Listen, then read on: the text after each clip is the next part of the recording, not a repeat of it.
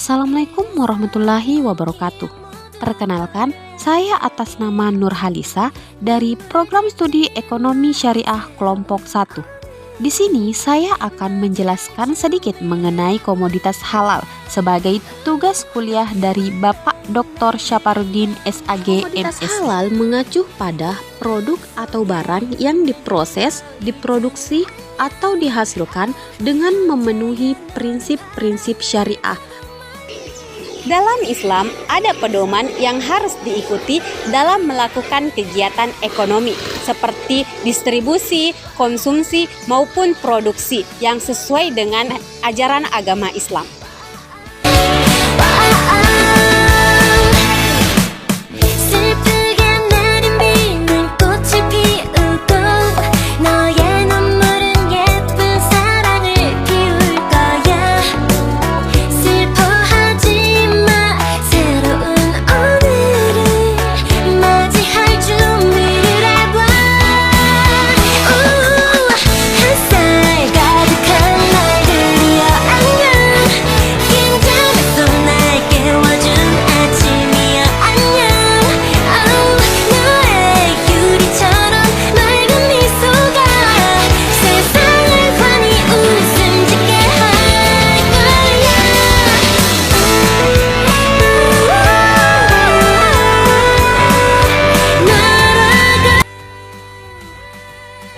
Disebutkan dalam Quran Surah An-Nahl ayat 114-116 yang artinya makanlah yang halal lagi baik dari rezeki yang telah diberikan Allah kepadamu, dan syukurilah nikmat Allah jika kamu hanya menyembah kepadanya.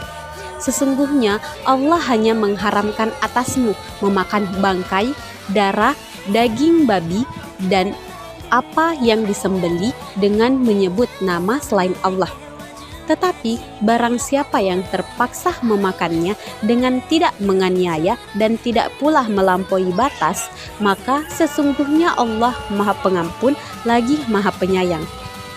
Dan janganlah kamu mengatakan terhadap apa yang disebut-sebut oleh lidahmu secara dusta, ini halal dan ini haram, untuk mengada-ngada kebohongan terhadap Allah. Sesungguhnya orang-orang yang mengada-ngada kebohongan terhadap Allah adalah tiada beruntung.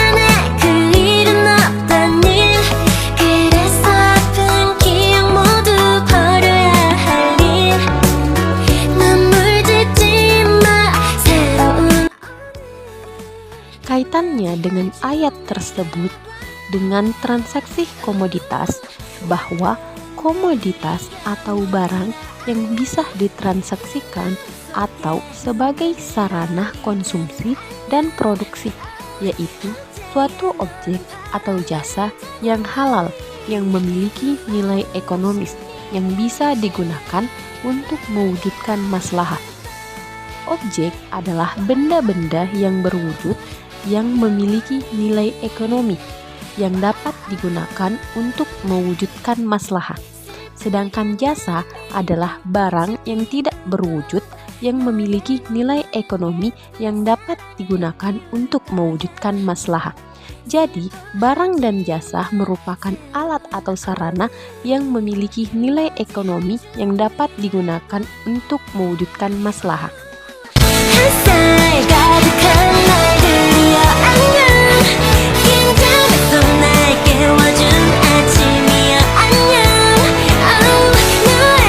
유리처럼 맑은 미소가 세상을 환히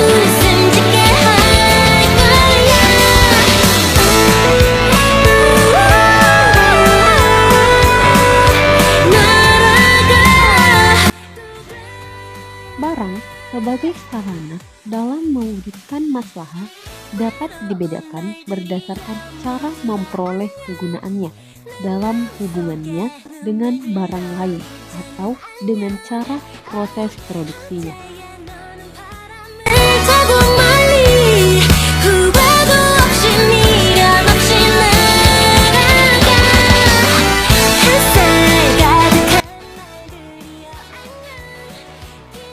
Pertama, berdasarkan dari cara memperolehnya, terdiri dari barang bebas dan barang ekonomi.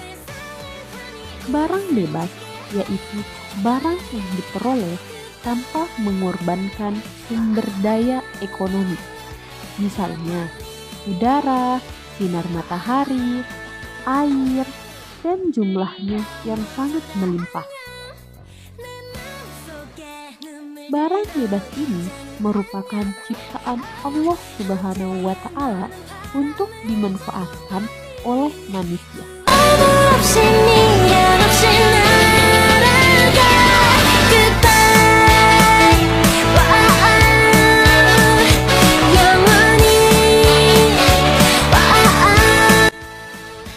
Sedangkan barang ekonomi yaitu barang yang diperoleh dengan mengorbankan sumber daya ekonomi. Misalnya pakaian, makanan, dan juga rumah. Barang ekonomi ini terdiri dari barang konsumsi dan barang produksi. Barang konsumsi adalah barang yang secara langsung dimanfaatkan untuk memenuhi kebutuhan manusia, baik yang sifatnya tahan lama, misalnya pakaian, perobotan rumah tangga, kendaraan, dan lain-lain, maupun yang tidak tahan lama, misalnya bahan bakar, makanan, obat-obatan, dan lain-lain.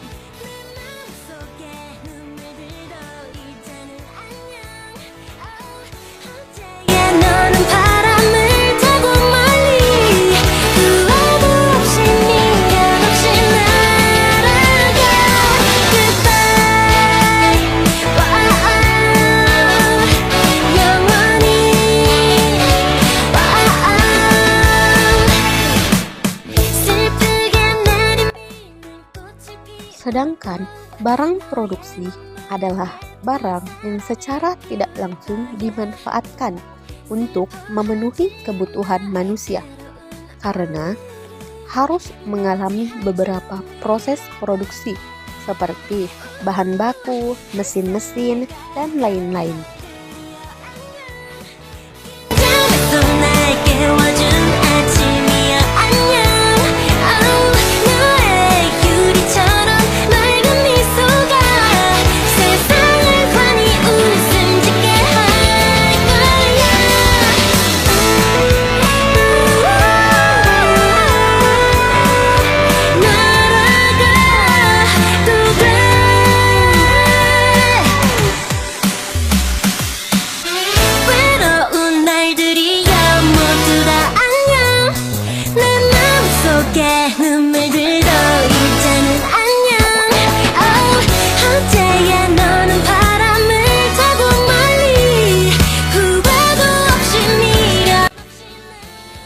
Ketiga, berdasarkan proses produksinya, terdiri dari barang mentah, barang setengah jadi, dan juga barang jadi. Barang mentah adalah barang yang belum mengalami suatu proses produksi atau pengolahan dan akan dijadikan sebagai bahan yang laku dalam proses produksi, misalnya kapas, kayu, gelombang, dan beras. Adapun yang dimaksud dengan barang setengah jadi adalah barang yang telah mengalami proses produksi namun belum dapat digunakan untuk memenuhi kebutuhan manusia secara sempurna. Misalnya, kapas menjadi benang, kayu menjadi papan, dan beras menjadi tepung.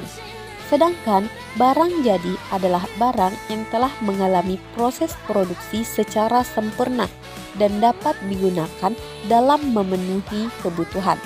Contohnya, kue, pakaian, meja, kursi, dan lain-lain.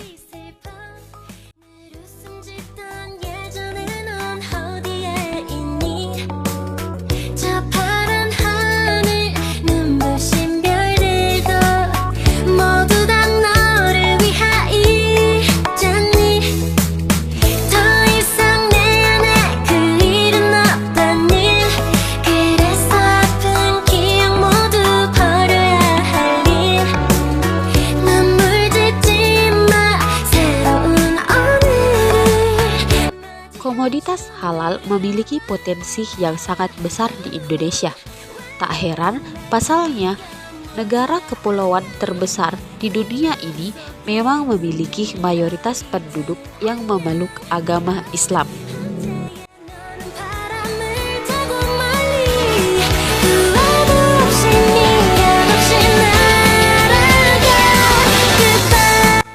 Karena hal tersebutlah membuat Indonesia menjadi salah satu negara yang potensi demografis strategis bagi pelaku usaha di sektor industri halal. Terlebih dengan adanya pintu peluang yang terus terbuka lebar, kian berkembang dari waktu ke waktu.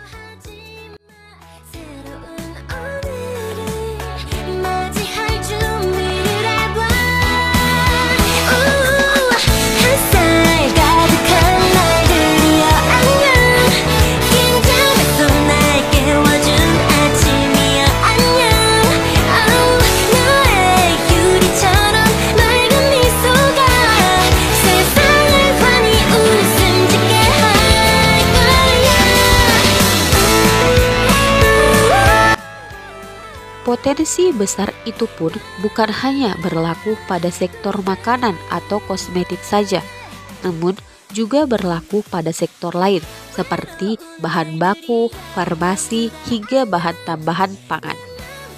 Di samping memang didominasi oleh penduduk muslim, perubahan gaya hidup turut memengaruhi peningkatan potensi komoditas halal di Indonesia.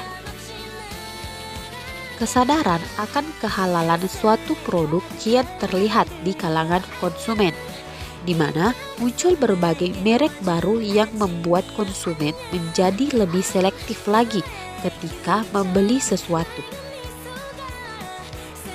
Bagi kebanyakan masyarakat Indonesia, label halal menjadi aspek utama yang akan dilihat ketika mereka membeli suatu produk.